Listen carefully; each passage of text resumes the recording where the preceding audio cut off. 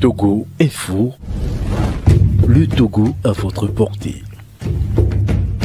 Eux ont senti le danger avant même que l'embuscade ne commence et qui voulaient engager le combat. Le capitaine Combaté a dit « N'ouvrez pas le feu, ce sont nos amis ». Et ensuite, les soldats togolais insistent en lui disant « Chef, ces personnes ne sont pas nos amis. Il y a quelque chose de louche. Autorisez-nous à ouvrir le feu. » Le capitaine Combaté dit « Attendez, je fais un retour à l'état-major ou à son chef, qui est un certain colonel, il s'appelle colonel Tchobé, je crois, le nom, je crois, c'est colonel Tchobé. De toute façon, je retiens pas bien le nom, mais c'est un certain colonel Tchobé. Le capitaine Combaté demande l'autorisation en disant, voilà ce que les militaires togolais sont en train de dire. Est-ce que je leur donne l'autorisation d'ouvrir le feu? Le colonel Tchobé a dit au capitaine, n'ouvrez pas le feu, ce sont nos amis. Alors, les militaires togolais s'approchent de plus en plus. Arrivé à un moment, ils se rendent compte que ces hommes déguisés avec des uniformes de l'armée burkinabé et de l'armée togolaise ne sont pas des amis. Et que ce sont les terroristes qui sont déguisés avec les uniformes de l'armée burkinabé et aussi des uniformes de l'armée togolaise. Souvenez-vous, nos amis de RFI, les médias propagandistes de la France, avaient, il y a quelques semaines en arrière, accusé l'armée burkinabé de massacrer des civils dans un village au Burkina Faso en disant que c'était l'armée burkinabé alors que tout le monde savait que ce n'était pas les militaires burkinabés. Parce que tout le monde le sait, ce n'est pas la première fois que ces attaques se répètent où des hommes se déguisent avec des treillis de l'armée pour attaquer les civils. Donc les militaires togolais se déplacent, se rapprochent et quand ils comprennent que les hommes en face d'eux ne sont pas, excusez-moi, ne sont pas des amis, il est déjà trop tard. Les terroristes les ont attaqués par devant, par derrière, au milieu. Et quand ils ont ouvert le feu, quand les combats ont commencé, vous savez, quand vous prenez normalement un groupe de militaires, pour ceux qui ont fait l'armée, il y a les officiers, les sous-officiers, etc., qui sont censés conduire, donner les ordres, distribuer les ordres, les tâches que chaque militaire doit exécuter. Alors, quand les terroristes ont commencé à attaquer, quand les terroristes ont commencé à démarrer en attaquant le convoi de l'armée togolaise, c'est-à-dire les 4 jeeps de l'armée togolaise, la première des choses qui s'est passée, les soldats togolais commençaient à tomber comme des mouches. Et quand le capitaine Combaté, qui aime se vanter sur ces éléments, quand il a vu comment ces éléments commençaient à tomber sous les balles des terroristes, on me dit que le capitaine Combaté s'est jeté au sol, il a rampé jusqu'à sa voiture. Il a rampé jusqu'à sa voiture, poussé le chauffeur dans la voiture, il a pris la voiture, il a fui les lieux en laissant ces éléments. Pendant que ces éléments étaient attaqués, le capitaine Combaté, lui, il a réussi à fuir. Il a laissé les soldats seuls, désorientés, plus personne pour les guider, pour donner des ordres. Parmi les soldats, beaucoup ont essayé de s'échapper en essayant de rentrer dans la bourse, mais on me dit que les terroristes les rattrapaient parce que tellement qu'ils étaient en supériorité numérique. Parce que apparemment, ces terroristes avaient des PKM, des armes de fabrication chinoise montées sur des motos.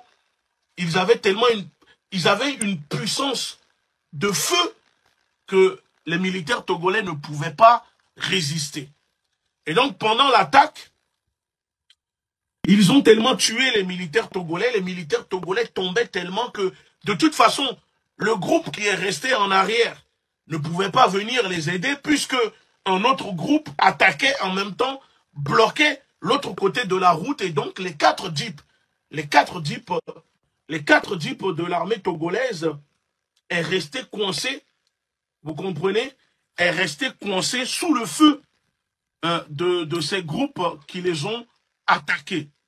Les soldats togolais, étant donné que le capitaine combattait, a pris la fuite en les laissant parce que il a rampé, prendre la voiture pour se barrer, en laissant, au lieu de participer au combat, ce capitaine qui dirigeait le groupe a préféré prendre la poudre d'escampette pour laisser les soldats togolais se faire tuer. Alors que dès le départ, si il avait pris la peine d'autoriser ces éléments à ouvrir le feu, quand les éléments ont compris peut-être que quelque chose clochait et que ces hommes en uniforme de l'armée burkinabé et certains qui portaient des treillis de l'armée togolaise n'étaient pas des amis, je pense que l'armée togolaise aurait pu prendre le dessus sur ces groupes terroristes.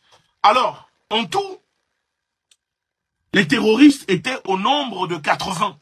Alors, imaginez la puissance, 80 personnes avec des fusils, des gros calibres, des armes lourdes posées sur des motos qui attaquent 4 jeeps et qui bloquent l'arrivée de secours à ces pauvres militaires.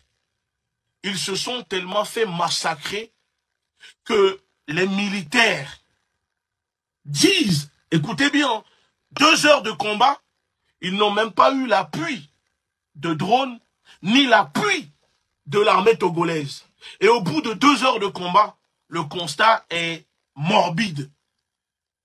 Plus de 17 soldats sont tués, et je suis sûr qu'il y a plus que ça, parce que certains sont portés disparus, sans parler des blessés.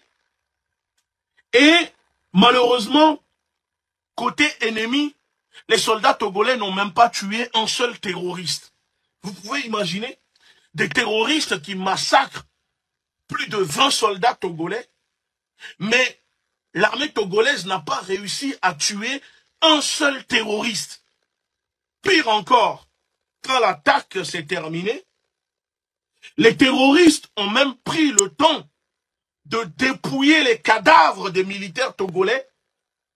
Les militaires togolais qui sont morts, les cadavres, les terroristes ont dépouillé leurs téléphones, l'argent, les montres, les objets de valeur qu'ils avaient sur eux. Les terroristes les ont dépouillés. Et quand ils ont fini de les dépouiller, sur les 3 ou 4 jeeps de l'armée togolaise, ils en ont même brûlé. Il y a apparemment un jeep qui a été brûlé par les terroristes. Et les terroristes ont pris le contrôle du reste des jeeps et l'armement qui se trouvait dedans. Donc selon mes informations, dans chaque jeep, il y avait à peu près une 60aine de caisses de munitions par jeep. Alors imaginez le nombre, plus de 60 caisses de munitions par jeep. Et donc sur les 4 jeeps, puisque les terroristes ont fait main basse sur à peu près 2 jeeps, ou 3 jeeps, je ne sais pas, je crois, 2 jeeps, sûrs et certains. Alors, imaginez le nombre de munitions que ces terroristes ont réussi à récupérer. Et quand ils ont fini, ils ont même pris encore le temps de bien s'habiller, de se changer, de bien s'habiller, de prendre les voitures, et même de passer devant l'autre groupe qui est resté en arrière, les militaires togolais, pour retourner, pour s'enfoncer dans le Burkina Faso. Puisque l'attaque ne s'est pas déroulée au Togo, mais du côté du Burkina Faso. Et donc, les militaires togolais qui voulaient faire un repli pour aller se cacher du côté du Togo à Kondouaré ont été empêchés par le groupe resté en arrière. Ça a été un massacre total. Alors la question maintenant, je ne vais pas trop rentrer dans les détails parce que, comme je vous disais, parmi ces personnes qui sont tombées, il y a beaucoup